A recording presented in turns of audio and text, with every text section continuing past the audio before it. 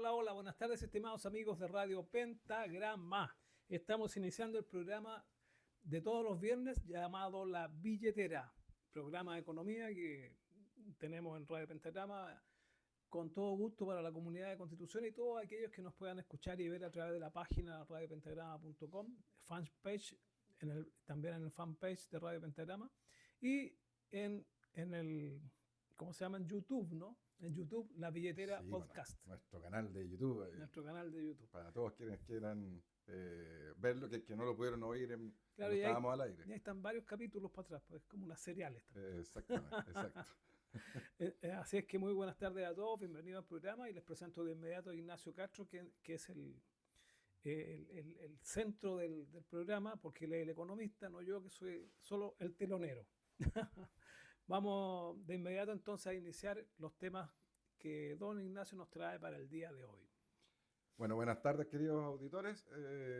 Sí, bueno, traemos algunos temas y de cosas que han pasado en la semana, pero a mí me gustaría partir con uno en particular que uno no tiende a asociarlo con la billetera, con nuestra billetera, digamos.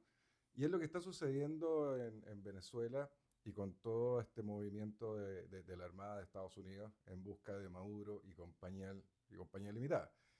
Yo creo que ahí usted yo creo que sabe bastante más que yo de lo que está sucediendo allá, pero yo le quiero dar una mirada desde nuestra billetera. Sí, pues hay una baja en el petróleo y me ha llamado la atención eso. Eh, sí, lo que pasa es que Venezuela potencialmente es muy relevante en el mundo respecto al petróleo, pero es potencialmente nomás. Los niveles de producción de petróleo en Venezuela, todo el mundo sabe que han ido cayendo ya sostenidamente. Por lo tanto, ya Venezuela es un actor, no sé si decir menor, pero sí ya que va perdiendo bastante relevancia, en contraste con lo que es Estados Unidos, que Estados Unidos pasó de ser un importador neto, uno de los mayores productores del mundo, pero tenía que importar petróleo, y hoy en día es el mayor productor de petróleo del mundo, mucho más arriba de Arabia Saudita, de Rusia, eh, etcétera. Entonces, en ese sentido ha ido perdiendo, pero lo quiero enfocar más por el lado de las consecuencias que puede suceder si cae Maduro.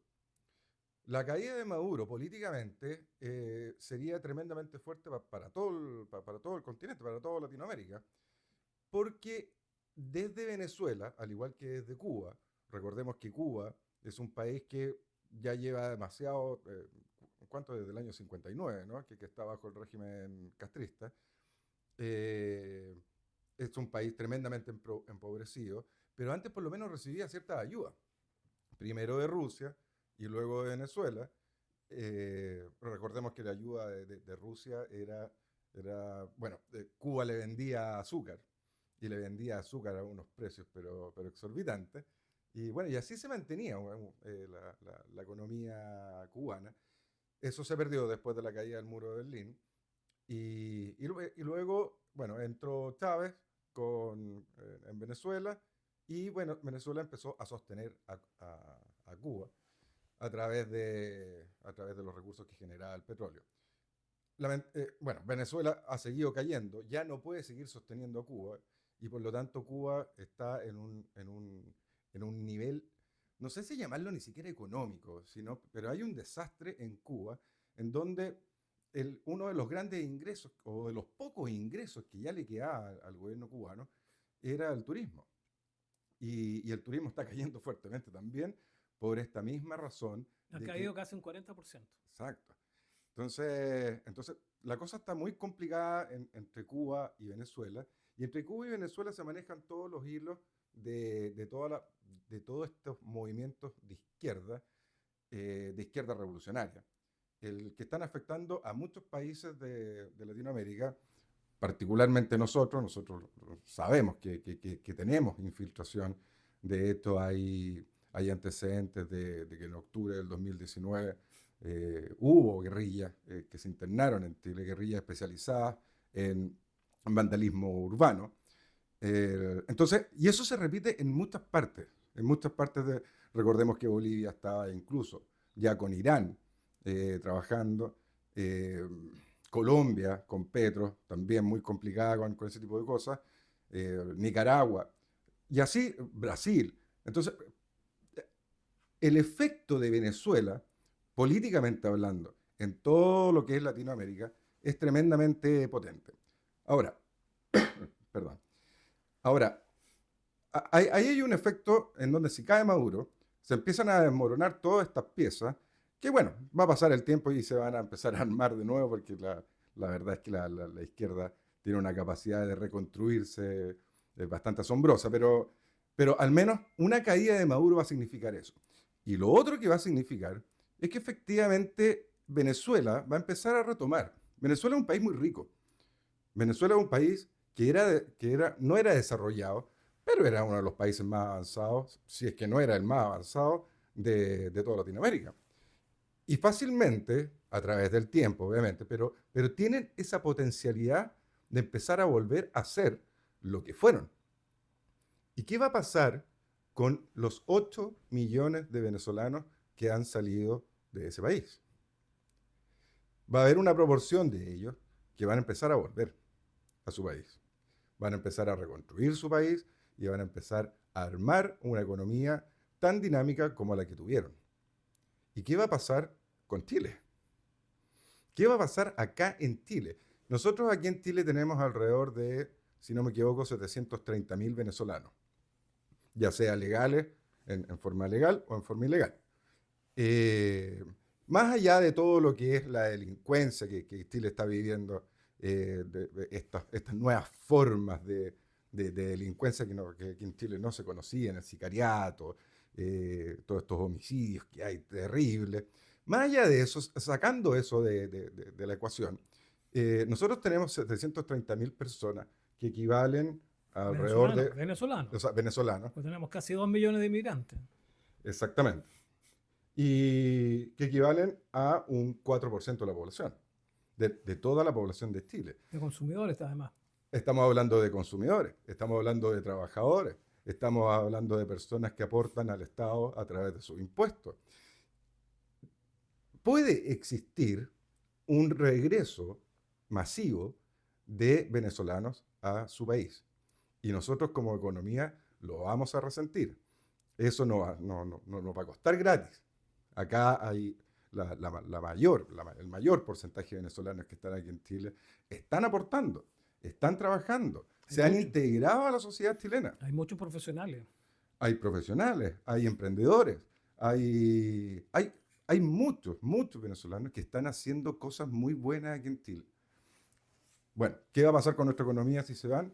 Piensa, querido auditor, si se van 700.000 personas de repente de un país que tiene solo 20 millones, y de hecho un poquito menos, 20 millones de habitantes, estamos hablando de una migración tremendamente fuerte que claramente nos puede pegar Casi un 10%. en nuestra billetera.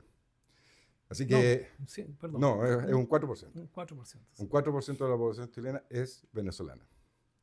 Así que quería mencionar desde ese punto de vista, desde esa esquina, digamos, esta incursión militar que está realizando Estados Unidos a través de su armada. Bueno, sobre todo que están invitando a los venezolanos a que vuelvan a su país. Por Que supuesto. se preparen para volver a su país, dijo el presidente de Estados Unidos hace cuatro días, me parece que fue, en uno de los pocos discursos en el cual se ha referido a Venezuela. Se ha referido muy poco, como que no le da mayor importancia, como si fuera algo tan normal lo que está pasando.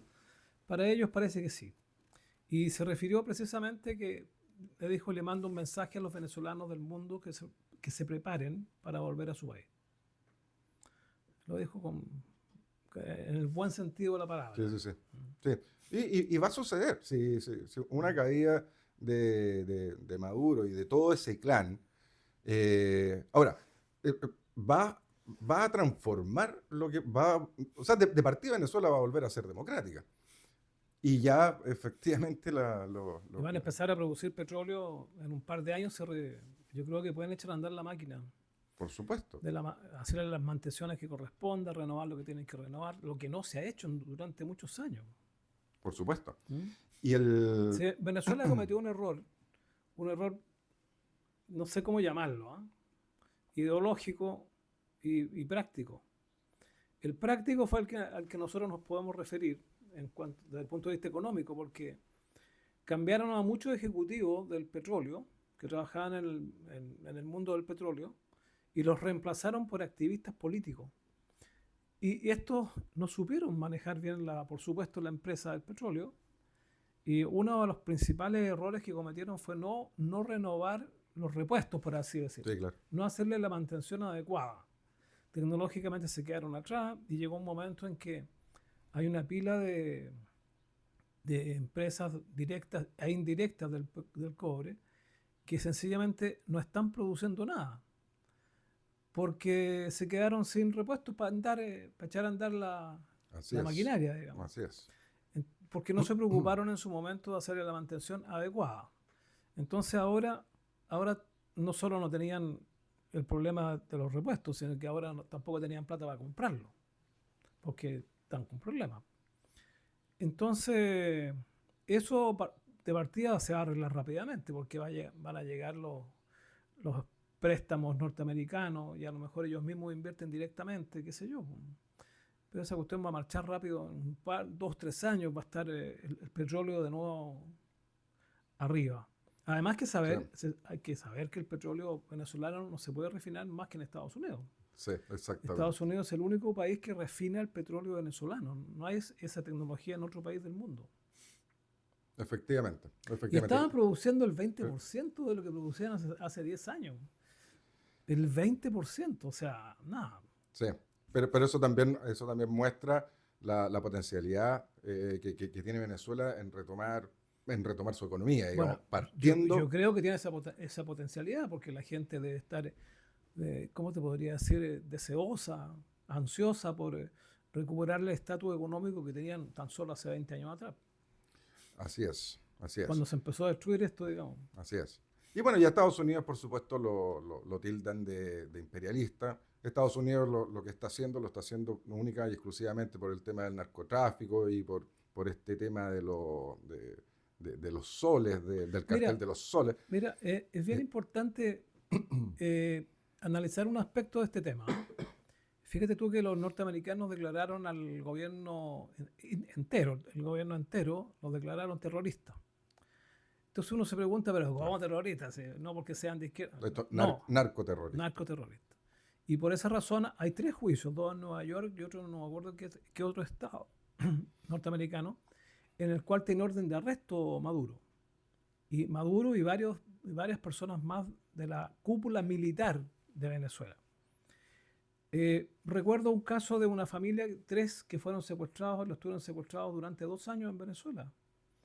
Y los intercambiaron por un reo que estaba en Estados Unidos, reo venezolano. Entonces, al final, los intercambiaron. Y esos 3 se querellaron contra el Estado de violación de sus derechos humanos, de una serie de... ¿cómo se llama esto? Que le sacan la mugre, qué sé yo. Bueno, de derechos humanos en general, pero... Ya, se me olvidó la palabra. Bueno, entonces ahí tiene varias órdenes de arresto la cúpula. Torturas. De torturas, claro, de torturas. Se me había olvidado la palabra tortura. Oye, y tiene varias órdenes de arresto en esa causa la cúpula venezolana. Y el Departamento de Estado y el gobierno se dieron... No es que se hayan dado la molestia, ellos tenían las estadísticas claritas de que en un periodo no hace mucho, no sé si fue el primer semestre de este año o el segundo del año pasado, murieron 80.000 norteamericanos por ingerir droga proveniente de Venezuela. Claro. Estamos hablando de cocaína y ¿cuánto se llama el otro? El fentanilo. El fentanilo. El fentanilo lo produce Venezuela, lo manda a Cuba y Cuba lo distribuye a través de México y por ahí entran a Estados Unidos. Entonces ellos se dieron la molestia estadísticamente, y tú sabes que son expertos en ese tema, de las estadísticas, y son bien serias las estadísticas que hacen los yanquis.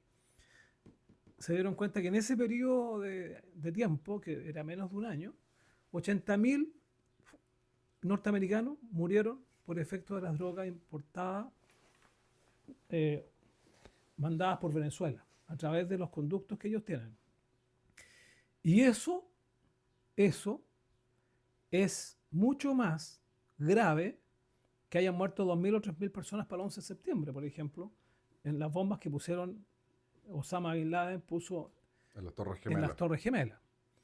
Murieron 2 o 3.000. Pero en este otro están muriendo 80.000 personas cada 10 meses más o menos. Imagínate. O sea, Sí. si eso no es terrorismo, nada podría hacerlo. Sí, de esto, Es una cifra espantosa. de hecho yo recuerdo que Fidel Castro una vez lo dijo públicamente.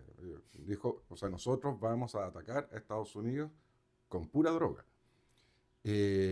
No sé si Maduro ha dicho lo mismo, pero bueno, estamos en el mismo lado de la Bueno, cancha. esta es una política muy antigua de la izquierda marxista. Nikita Khrushchev ya lo dijo en los años 60. Lo dijo. Vamos a destruir el imperio por dentro. Lo dijo. Claro. No puede ser en un año, ni en 2, ni en 5, ni en 10. Pero lo vamos a destruir. ¿Ah? Se refería, por supuesto, a esta guerra silenciosa que Trump ahora ha desnudado. No solo se dio cuenta, porque muchos sabían, pero hacían la vista gorda. Probablemente por dinero. Y ahora dijeron, no, pues, ya esta cuestión se acabó. No vamos a permitir que siga ocurriendo esto con nuestro país. Nuestro país va a cerrar sus puertas, va a traer todas sus empresas de vuelta. Vamos a establecer los aranceles que sean justos para Estados Unidos. Y además vamos a cortar el tráfico de drogas de Centroamérica hacia Estados Unidos. Y entiéndase que la mayoría de esa droga sale y se produce y se refina en Venezuela. Se va a Cuba, Claro. Cuba es como el gerente de la distribuidora. De ahí se va un gran Gerente logística. porcentaje para los carteles de México y ellos lo entraban a Estados Unidos. Entonces, en su gran mayoría, porque había otros centroamericanos que también, pero entonces en este minuto se está pensando que probablemente vayan a salir órdenes de arresto también para Castro, Díaz Maduro, ¿cómo se llama? Díaz Canel, algo así, el presidente. Porque este tipo de exportaciones que tienen, primero la importan de Venezuela, después la exportan, pero entre ellos no son partes, sino que son socios. Forman parte del terrorismo que mata gente en Estados Unidos. Entonces mucha gente livianamente podría decir, bueno, pero ellos lo compran. Claro, lo compran, pero si usted le mete droga a un cabro chico de 12, 13 años, Claro. lo hace adicto, Claro. y va a terminar muriéndose a los 25, 30 años por las drogas, porque lo hicieron adicto cuando niño en los colegios. Es lo que pasa mucho en Santiago, ¿eh? Que Claro. hay infelices que se han dedicado a venderle droga a los niños de Incluso colegio. se la regalan. ¿Eh? De colegio, claro, Sí, le regalan. sí, le regalan. Claro, para que se hagan adictos y después. Entonces, esa es una explicación que no tiene ningún sentido, digamos. Decir que eso no es terrorismo, qué sé yo. Es terrorismo, y es el peor de todos. Sí. Es el peor de todos por la cantidad de muertes que provoca, por la cantidad de hogares que destroza antes de que se mueran, digamos, Ujú. etcétera, etcétera. Y hoy día Estados Unidos tiene, en algunas ciudades, tiene áreas completamente ocupadas por ocupas, porque un hecho que no había ocurrido nunca en su vida, porque son precisamente drogadictos, en su mayoría, que no quieren trabajar ni quieren hacer nada. Entonces, viven en las calles, una carpa en las veredas, como decir, por así decir. Entonces, obviamente es un país que se dio cuenta que lo estaban destruyendo de adentro, le estaban carcomiendo la esencia, su gente, su juventud. Y dijo, no, esta cuestión se acabó, dijo el actual gobierno. Y para eso tenemos la fuerza militar para combatir esta cantidad de tráfico, que además les reportaba fondos para financiar sus intereses políticos. O sea, la cantidad de millones de dólares Sí, claro. es impresionante. Sí. Tú me imagino que debes tener algunos datos, ¿no? No, El otro día parece que mostraste algunos.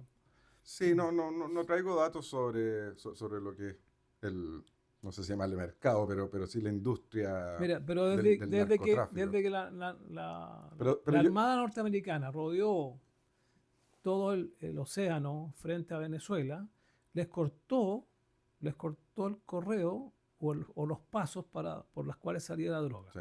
Entonces ya llevan por lo menos un mes que no han podido sacar su droga. y están perdiendo, dijeron algunos que sabían, estamos perdiendo. Mira, es tanta la cuestión que dicen que están perdiendo como $100 millones diarios. La cantidad de droga que venden Es muy probable. es impresionante, es una cuestión que nosotros no lo concebimos, porque somos países chicos, nosotros no tenemos idea de eso. Pero estamos hablando de países de otro tipo. Sí. De esto yo creo que la industria del narcotráfico debe ser la industria más grande Claro, que existe en el mundo. claro, por supuesto. Si es que no es el fútbol, una cosa así. No, el fútbol, Bueno, la droga y después las armas seguramente. las armas, claro. Bueno, en todo caso, bueno, veamos qué pasa con todo esto, veamos si es que efectivamente resulta en la caída de Maduro. Se estaba hablando de que podía Y arrancar a obviamente Nicaragua. esto va a ejercer una presión tremenda en el plano económico latino al menos. Y de todo el mundo. Sí. Va a haber un flujo que se va a disminuir de la noche a la mañana, que ya se está disminuyendo.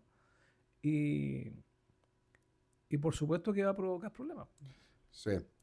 ¿Esto es la primera vez que sucede? No. Trump ya lo había hecho, no a esta escala, pero sí ya había hecho un movimiento así el año 2020, si no me equivoco, en donde después se retiraron y la verdad es que no sucedió mucho. De esto después vino unos acuerdos respecto a petroleras de Estados Unidos que siguieran funcionando en Venezuela. Pero no fue un movimiento a esta escala. Y yo lo que veo, perdón, este es un área que yo no soy ni experto ni nada parecido, pero lo que sí veo es que, a diferencia del 2020, en este minuto a Venezuela no lo está defendiendo nadie. Nada. Absolutamente, excepto Cuba, obviamente. Pero, no sé si tú sabes que hasta Francia mandó un buque de guerra para sí, ella. Francia está apoyando abiertamente a Trump. Claro, con buques y etcétera. Pero si empezamos a analizar la órbita de países de izquierda o países comunistas, no está apoyando nadie a Venezuela. De partida, Brasil está mudo. Sí, son lesos. ¿Sí? Colombia no ha dicho nada. Petro no ha dicho absolutamente nada al respecto. Habla de repente, pero tiene los pasos abiertos para Venezuela, para los gringos. Través de Colombia. Sí, claro, pues es que cuando llega el momento de los Q no hay nada que hacer. Si vemos a Rusia, por ejemplo, nada, cero. Oye, y acordémonos que recién fue la cumbre, sí, no fue cumbre, BRICS. Fue reunión en Alaska. China, también mudo. Ni siquiera Corea del Norte. Si no hay nadie apoyando a Venezuela, nadie apoyando a Maduro, como que el mundo... Es que el mundo debe saber y conocer las pruebas de lo que estamos conversando, digamos, del tráfico de drogas. Pues claro, sí, es que ellos tienen las evidentes. Pues, sí, Claro. Oye, me estaba acordando de que una vez Henry Kissinger, que no es muy querido en Chile, Henry Kissinger no es muy querido por la izquierda internacional, dijo, no es necesario solamente borrar del mapa un país o varios países, sino que basta con uno que sea esencial desde el punto de vista económico, porque eso va a provocar un efecto dominó. Claro. Del dominó que se va cayendo. Claro, entonces, si cae Venezuela, se queda sin financiamiento Cuba de partida. Y también gran parte de México. Entonces, ahí sería el efecto dominó. Porque los países comunistas de América del Sur, por ejemplo, que han recibido plata, millones de dólares de Venezuela, no van a volver a recibir. Así es. Se quedaron sin ese aporte, digamos. Así es. Y además con una Bolivia que ahora viene a la segunda vuelta y con dos candidatos de derecha, va a estar bien complicado que el narcotráfico cambie sus bases desde Venezuela a Bolivia. Así que la verdad es que yo lo veo bastante esperanzador esto que está sucediendo. Estamos hablando que este narcoterrorismo y todo lo que es el narcotráfico, que nos está pegando a nosotros, los chilenos, tan fuerte. Fuerte en Chile. Claro, va a perder fuerza. va a perder una fuerza, pero tremenda y grande. Así que bueno, veamos Y qué sucede. hablando desde el punto de vista comercial, se va a encarecer, po, porque al haber menos distribución, lo que quede va a ser más caro. Sí, sí, debería subir, efectivamente, Ese es el debería aspecto subir económico. de valor. Del que no he oído absolutamente nada es de Diosdado Cabello, y eso me llama mucho la atención Tiene porque, orden de arresto también. sí, pero no, en estos días, bueno, no estaba muy pendiente, la verdad, pero de ese tema en particular, pero como que no he leído mucho a esta figura de Diosdado Cabello, que a todas luces, todo el mundo sabe que el que maneja intelectualmente los hilos de ese narcoestado es él. Él Entonces, es la cúpula militar. y la cúpula Sí, militar, sí, claro. el cartel de los soles no existe en realidad. Le llaman los soles porque es la cúpula militar venezolana. Y le llaman los soles por las jinetas que tengan Claro, en la charretera, digamos. Entonces, por eso le llaman, porque tienen como un sol. Entonces claro, le llaman el cartel de los soles por esa razón. Así que claro. no hay que confundir, po. ¿Ah?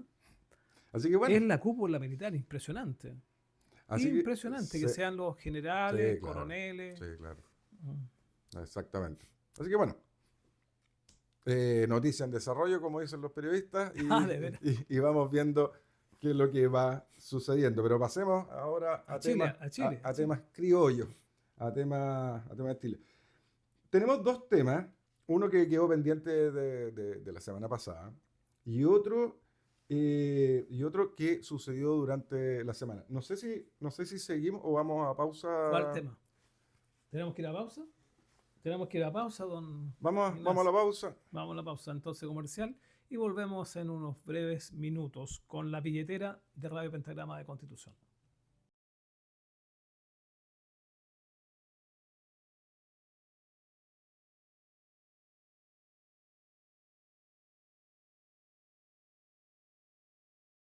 Billetera en Radio Pentagrama de Constitución, el programa de la economía en la cual tratamos de traducir los conceptos de la macroeconomía a los oídos de un ignorante como quien les habla. Vamos para poder tomar mejores decisiones con nuestros bolsillos, por supuesto, con nuestra billetera. Vamos a seguir con la segunda parte de don Ignacio. ¿Qué nos trae? Hablemos de deuda, intereses, Deudas nacionales. pero claro, a nivel no deudas personales, pero sí a nivel estatal. Eh, a ver, vamos a hablar de este tema que lo hemos tocado antes, pero cada vez nos sorprende más nuestra directora de presupuesto, Javiera Martínez. Y la cosa se está poniendo color hormiga.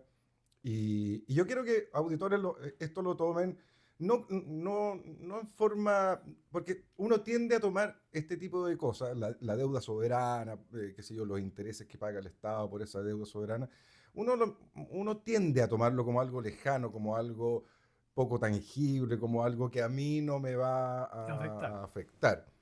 Eh, y además que no lo entiendo. Y de repente uno dice, no, si ese tema no lo entiendo, no, y como no lo entiendo, no lo quiero entender y no me interesa. Para entenderlo, es tan simple como usted tome lo que es ingresos, gastos, y si los gastos son más a nivel personal, si los gastos son más que los ingresos, cómo financia ese mayor gasto. Tiene que o tiene que ocupar su tarjeta de crédito, o tiene que ir al banco a pedir que le den un crédito de consumo. De alguna forma, usted tiene que resolver ese problema. Si es que no lo resolvió bajando el gasto, que es lo lógico. Si de repente nosotros nos vemos en donde, qué sé yo, perdemos nuestro empleo, digamos, y tenemos que buscar otro y nos pagan un poquito menos que en el que nos pagaban antes, y lo tuvimos que tomar porque, bueno, hay que trabajar y hay que tener ingresos, necesariamente voy a tener que bajar mis gastos. La posibilidad de ir al banco a pedir un crédito es, en el fondo, sumar una cuota para la cual ni siquiera tengo ingresos para pagarlo. Entonces ahí se produce esta bola de nieve en donde uno empieza a aumentar su deuda y aumentar su deuda y aumentar su deuda. Ahora, mirado desde ese punto de vista, desde el punto de vista personal, desde el punto de vista que el que nos pasa a todos los mortales, o sea, a todos nos ha pasado alguna vez en donde estamos medios cortos de plata y necesitamos solucionar, qué sé yo, no nos alcanza para, qué sé yo, la universidad de un hijo, o necesito cambiar el auto porque me está fallando mucho, y tenemos que incurrir en algún gasto para lo cual no tenemos los ingresos, el hacerlo en forma planificada, ordenada y sabiendo lo que uno está haciendo en términos de poder responder a esa nueva deuda, ok, está bien, no hay ningún problema, pero cuando contraemos eso, cuando contraemos una deuda frente a una disminución de nuestros ingresos, que va a ser permanente, digamos, no es algo transitorio, no es una enfermedad que de repente se presentó, ahí es cuando empiezan los problemas. Y ese es el problema que está padeciendo el Estado. Y ahora vamos a ver algunas cifras, pero quiero que entiendan, auditores, que estas cifras que vamos a dar es deuda soberana, es deuda del Estado. Pero al ser deuda del Estado, es deuda de todos nosotros. Y eso se tiene que pagar. De una u otra forma la tenemos que pagar. Los estados son muy dados a la bicicleta, a cuando se me acaba, o cuando tengo que pagar una deuda, contraigo otra, la pago y así voy bicicleteando ese tema. Pero las deudas se pagan y más que nada los intereses sí que se pagan. Y por eso que vamos a hablar también de los intereses. ¿Quién los paga? Todos nosotros. ¿Y cómo los vamos a tener que pagar? Con menos, con menos eh, servicios sociales del Estado, con menos de todo lo que nos ofrece el Estado. Personas que trabajan en el Estado, muchas van a tener que salir. De alguna forma hay que pagar la deuda que ahora vamos a empezar a analizar. Estas son cifras que entregó la Dirección de Presupuestos esta semana, y en donde ya se tiró línea para lo que va a ser el gasto en intereses.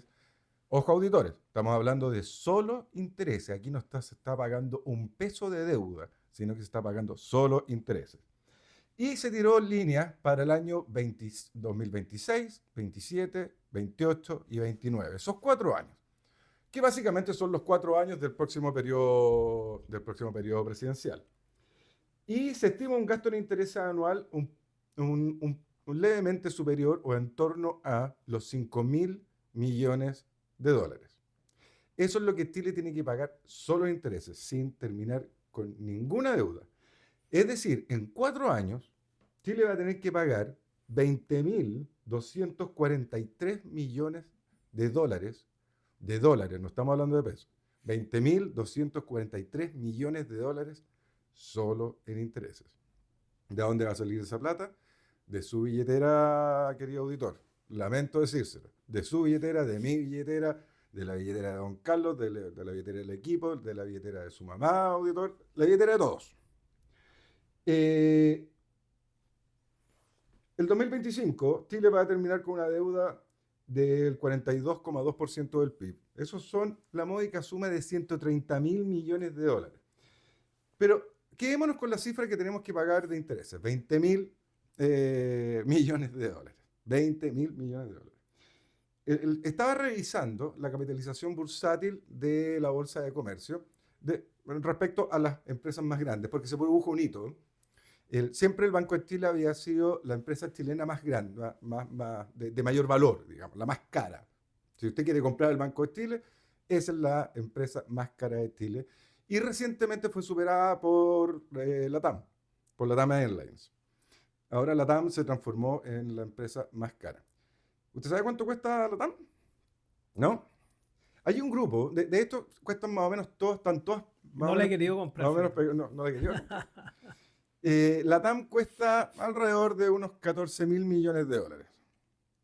El Banco de Chile poquito menos, después viene Falabella, después un poquito más abajo. Este es el grupo de los 14, 13, 12 mil millones de dólares.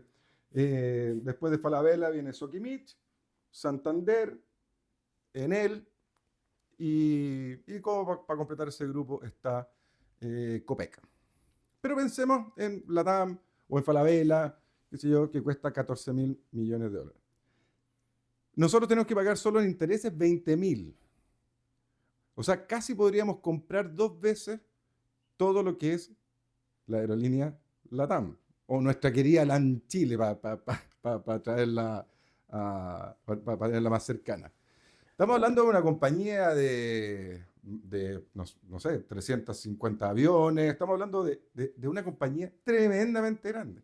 Y solo en intereses nos podríamos comprar dos, o casi dos. Eso es como para dimensionar lo que son 20.000 millones de dólares. ¿Qué va a pasar para pagar eso, lo que estábamos hablando recién? O sea, la reducción en todos los servicios que entrega el Estado, la gente lo va a sentir. Los va a sentir. Qué sé yo, algunos subsidios por acá, otros aportes por allá, qué sé yo, estas cosas los bonos. Todo ese tipo de cosas se van a tener que empezar a recortar, porque de alguna parte va a haber que sacar la plata. Y el Estado no produce un peso. Todo lo que hace el Estado lo financiamos nosotros. De hecho, para el 2029, el pago de los intereses llegará a ser el 6,3% del presupuesto estatal. El 6,3% de todo el presupuesto que tiene el Estado se va a pagar en intereses. Y ahora, ¿cómo va a quedar el presupuesto 2026? Esa es la gran incógnita que existe en este minuto. ¿Por qué? Porque este gobierno ha sido especialmente sofisticado en estimar ingresos que están muy por sobre lo que todo el mundo dice que van a hacer y vamos gastando. Porque si yo estimo que, si usted auditor, dice, a ver, yo creo que el 2026 a mí me va a ir mucho mejor. Qué sé yo, usted tiene el ejemplo de la panadería. Usted tiene una panadería y usted dice, sí, no, aquí me va a ir mucho mejor porque, qué sé yo, está creciendo el barrio, me estoy haciendo conocido con mi panadería, cualquier razón, voy a cambiar una máquina, la razón que usted quiera, pero usted está estimando que va a vender mucho más pan y por lo tanto va a tener mucho más ingresos. Por lo tanto, usted dice, como voy a tener más ingresos, voy a cambiar el auto, de hecho voy a ir a comprar los pasajes al tiro para irme en febrero a Disney World y empieza un ferrocarril de gastos que están sustentados única y exclusivamente en que usted cree que va a ganar más plata el próximo año. Bueno, este gobierno ha sido especialmente sofisticado para aumentar los ingresos, o aumentar las expectativas de ingresos que finalmente no llegan. Y en un presupuesto, usted puede decir, usted puede estimar los ingresos, usted puede decir, yo estimo que voy a ganar tanto. Pero los gastos, usted los determina, no los estima. Usted determina que va a gastar en esto, en esto, en esto y en esto otro. Por lo tanto, ese gasto lo va a hacer, pero usted no sabe si es que esos ingresos van a llegar. Muy responsable, entonces. Muy, sí, como le decía, este tema está tremendamente delicado porque de esto no se sabe qué es lo que van a hacer, cómo se está confeccionando el presupuesto, porque se puede mirar de dos formas, o se está confeccionando como lo han hecho antes, con ingresos sobreestimados, o lo están haciendo mucho más reducido, cosa que el próximo gobierno reciba un presupuesto tremendamente acotado y no les dé margen de movilidad. La verdad es que no sabemos, ahí estamos a la espera. El presupuesto lo tiene que entregar el gobierno máximo el 30 de septiembre y ahí ya en el Congreso, en comisión mixta, se empieza a analizar partida por partida. Ahí hay personas bastante capaces, ¿eh? De hecho, hay algunos diputados que son como bien presupuestarios, por decirlo de alguna forma. Tienen bastante experiencia y bastante conocimiento en ese tipo de cosas y que precisamente están en la comisión. Acá hay que evitar el populismo, hay que evitar que este gobierno le deje lleno de piedras el camino al próximo gobierno, que lo más seguro es que sea del signo total y absolutamente contrario. Ya hemos visto, ya llevamos 2 semanas en donde todo lo que rodea a Janet Jara se pelea. peleas aquí, peleas allá, que Carmona dijo esto, que Ricardo Lagos Weber defiende esto otro, que no me ataquen a Marcel, y etcétera, etcétera. Entonces lo más seguro es que el próximo gobierno sea de signo contrario, pero vamos a ver cómo le deja el camino presupuestario al próximo gobierno.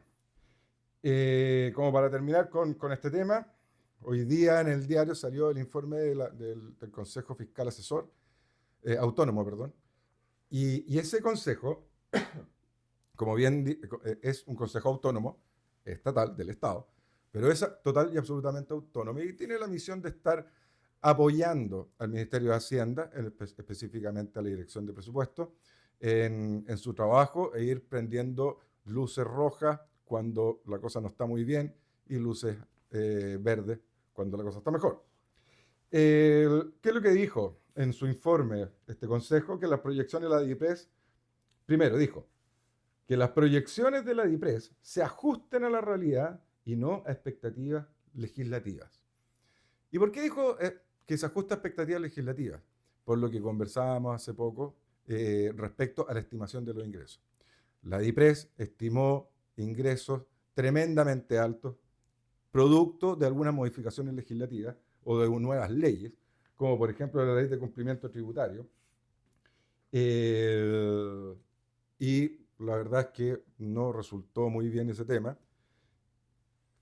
Y lo otro que dijo el Consejo es que deberá reducir el gasto en un ritmo nunca antes visto, es decir, que lo que queda del año reduzca el gasto a un ritmo que nunca antes visto, año electoral. O sea, total y absolutamente imposible hacer una cosa así si busca cumplir con la meta del balance fiscal de este año.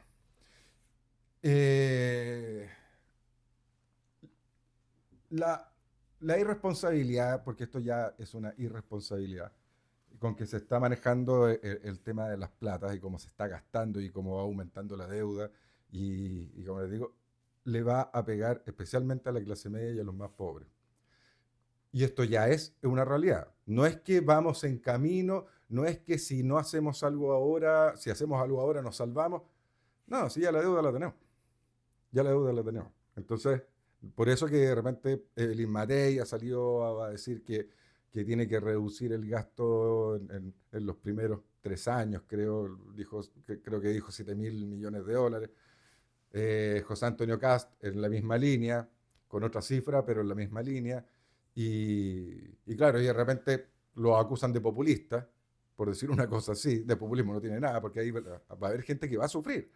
Sí, va a haber mucha gente que efectivamente va a haber reducido los servicios sociales que recibe del Estado en una forma bastante importante. Mucha gente que hoy en día no trabaja, hemos revisado datos laborales, que no trabaja porque recibe algún tipo de subsidio, va a tener que empezar a trabajar. Personas que reciben servicios de salud un poco especiales, va a tener que, o sea, disminuir las colas o las filas de espera. Bueno, esa es la realidad que se nos viene encima. Tengo algunos otros datos, pero esa es la realidad que se nos viene, esa es la realidad que va a haber. Imposible que no suceda y además imposible de que no la vayamos a enfrentar en nuestra billetera. ¿Usted cree que el presupuesto para el próximo año va a venir bien hecho? Tira otra preguntita. Sí. Mire, la verdad de las cosas es que no sé cómo, no sé qué va a hacer. ¿Qué es lo que hizo Piñera, por ejemplo? Piñera, bueno, Piñera cuando, en el gobierno de Piñera, cuando tuvieron que formular el presupuesto para el año 2022, que era el primer año de Gabriel Boric, dejaron un presupuesto bastante equilibrado, bastante bien hecho con respecto a los ingresos estimados de que se tenían.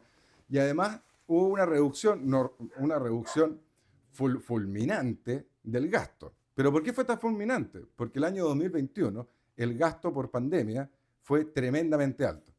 Entonces, todo ese exceso de gasto había que reducirlo. De hecho, después se adjudicó esa reducción Gabriel Boric. Yo no sé con qué patas pudo hacer una cosa así, si eso venía desde el presupuesto hecho por Piñera. Ellos tenían un presupuesto ahí y lo tenían que cumplir, simplemente.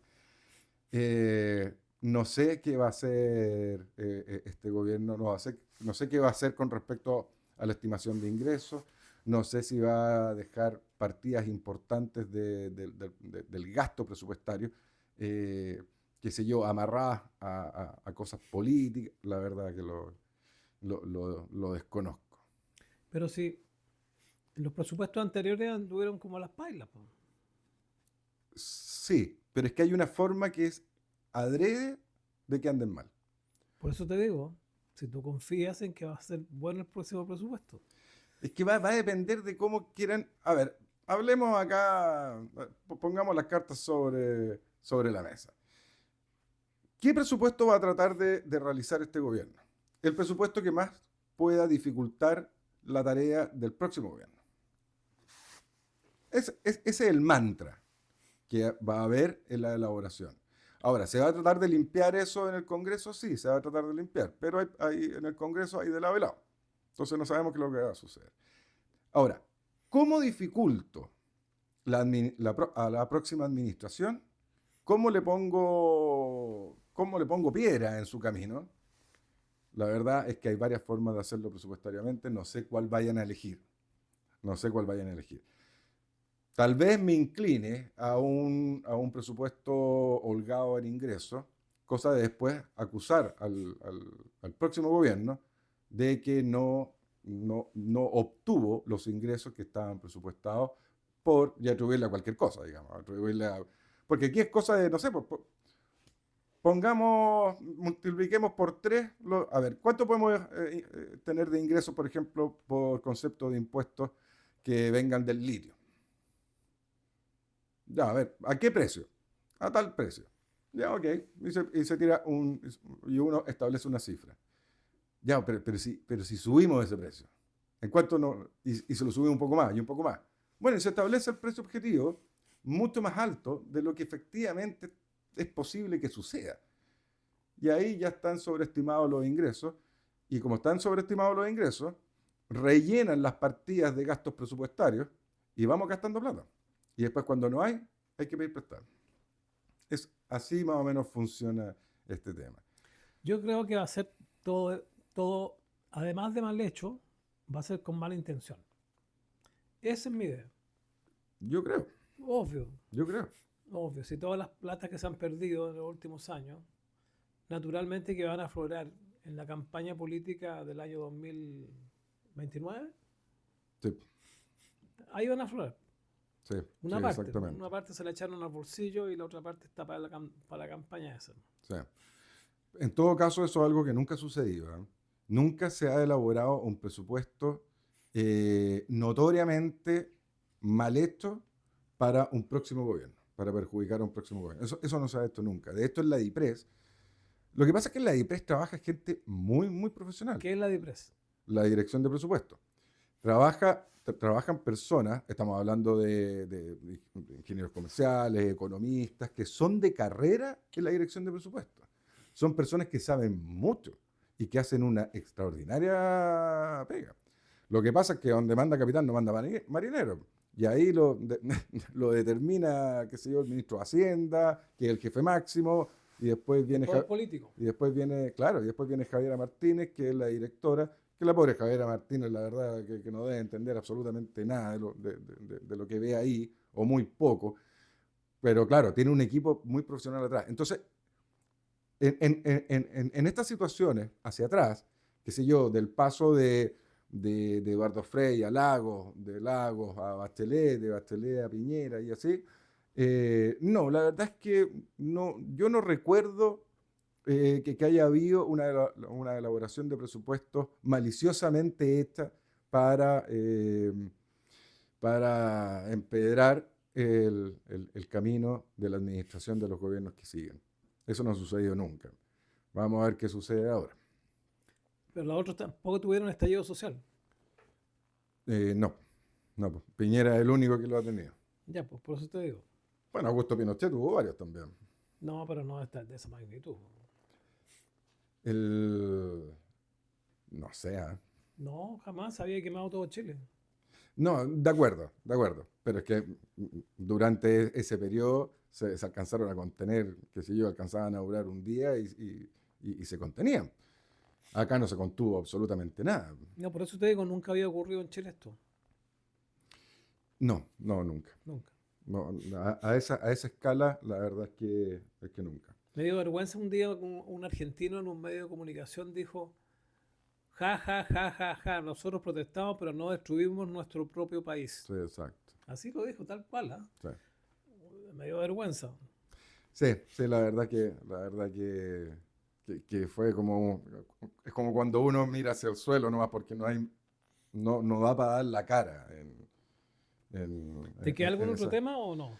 Quería revisar los índices y las variaciones de esta semana. Hay algunas cosas bien interesantes. Bueno, para todos los que les gusta seguir el dólar, y etcétera, etcétera, el dólar ya lleva bastante tiempo en un movimiento lateral, es decir, sube un poquitito, baja otro poco, sube otro poco y Ah, está, ¿cómo está? 900 y está tanto. 9,63 hasta que yo lo dejé. Y yo creo que el precio del dólar está en una situación de esperar y ver, o wait and see, como se le dice, de esperar y ver qué es lo que va, mm, cómo se va masticando todo este tema eleccionario, cómo se va procesando todo este tema eleccionario, porque, porque claro, aquí o sea, si llega a despegar Jara, el dólar efectivamente va a subir de precio y fácilmente puede llegar a los 1.000 pesos, pero dentro de lo que es el mercado es lo que menos se espera, es, es lo que menos probabilidades tiene. Y otro, y hay un mundo de probabilidades entre medio, o un mundo de posibilidades entre medio, hasta el otro extremo, que es que pasen dos de derecha, exactamente igual que en Bolivia, pasen dos de derecha a la segunda vuelta, y ahí el dólar se va a desplomar. Ahí va a caer, Oiga, no me cuente más desgracias. Yo le voy a contar otra desgracia entonces. ¿ok? Los peruanos están agrandando sus puertos, Sí, los que ya están produciendo. O sea, Chancay, por ejemplo, que ya está trabajando, lo van a agrandar más. Eh, ya tenemos claro que perdimos la hegemonía comercial del Pacífico Sur. La tiene Perú. Por culpa de los miopes de este país que sí, no no, quisieron hacer puertos de esa magnitud. no es muy complejo. No es muy complejo. O sea, en Chile podría haber sido, hubo una época en que se pudo hacer. Ahora ya no. Ya. Bueno, de hecho, la ampliación del puerto de... ¿San Antonio? O es ¿O de San Chancay? Antonio no, o es de San Antonio o es de Valparaíso. Uno de los dos. Me da la impresión que es de Valparaíso. Lleva 12 años en permisología, entrampado, y especialmente la piedra más grande de tope que han tenido todos los proyectos de ampliación del puerto de Valparaíso es el Consejo de Monumentos Nacionales. Ahí es donde se frena todo, absolutamente todo. 12 años. Yo recomiendo que el próximo gobierno tiene que eliminar todos esos departamentos estatales, además que le están pagando sueldos estatales. Sí, sí, Hay que claro. eliminar a todo lo que se trata de medio ambiente, esta cuestión de monumentos nacionales. Hay varias cuestiones que son ¿cómo se podría? Pura burocracia. Sí, sí, ¿no? Pura Y burocracia. una montonera de los 25 ministerios que tenemos también hay que, Claro. hay que hacer algún O sea, o recorte. sea ahí podemos ir ajustando poco a poco Exactamente. el presupuesto. Eh, y bueno, y con respecto a indicadores y recomendaciones, por eso quería mencionar este tema del dólar, que está en un movimiento lateral, o sea, no se mueve ni mucho para arriba ni mucho para abajo. Nuestro cobre en el año muy bien, el petróleo, el cobre ha subido un 13% en el año y el petróleo ha caído casi un 11%. Esos movimientos de nosotros estar vendiendo más caro nuestros productos y comprando más barato los productos que no tenemos es una excelente noticia. Que bueno, que a pesar de todo eso, hablábamos recién de la deuda del Estado y el pago de intereses. Bueno, a pesar de un buen precio del cobre Y a pesar de un buen precio del petróleo, un bajo buen precio del petróleo, la situación está ahí. Ojo con algunas cosas. El mercado, la Bolsa de Comercio de Santiago ha tenido un crecimiento, el IPSA propiamente tal, ha crecido ya en el año un 33,5%. Es una enormidad, o sea, un lugar donde había que estar en este año. Ha sido Latinoamérica. Latinoamérica ha crecido bursátilmente mucho. Así que, pero lo que hay que tener cuidado es que cuando ya está demasiado arriba, cualquier cosa puede dañar los precios bursátiles. Así que bueno, ojo con eso y ojo con el oro, que el oro este año también lleva un 31% arriba. El oro tiene directa relación con la emisión monetaria y la emisión monetaria en el mundo, especialmente partiendo por Estados Unidos, la verdad de las cosas, ha sido compleja. Así que el oro que se sigue ocupando como refugio. Ojo con ese commodity, ese interesante y precioso commodity. Y dorado commodity. Vamos terminando. Tenemos que despedirnos, señor. Estamos pasados 6 minutos. Vamos. Así es que nos despedimos de todos los amigos de la billetera de Radio Pentagrama desde Constitución. Que lo pasen todos muy bien el fin de semana y como siempre nos despedimos con Ignacio con un abrazo amable, afectuoso para todos aquellos que nos siguen el programa de Radio Pentagrama de Constitución. Ignacio, que lo pases bien. Buen fin de semana para todos, para los auditores, para el equipo y bueno, hasta el próximo viernes. Hasta la próxima oportunidad. Hasta la próxima oportunidad. Si Dios así lo quiere. Chao.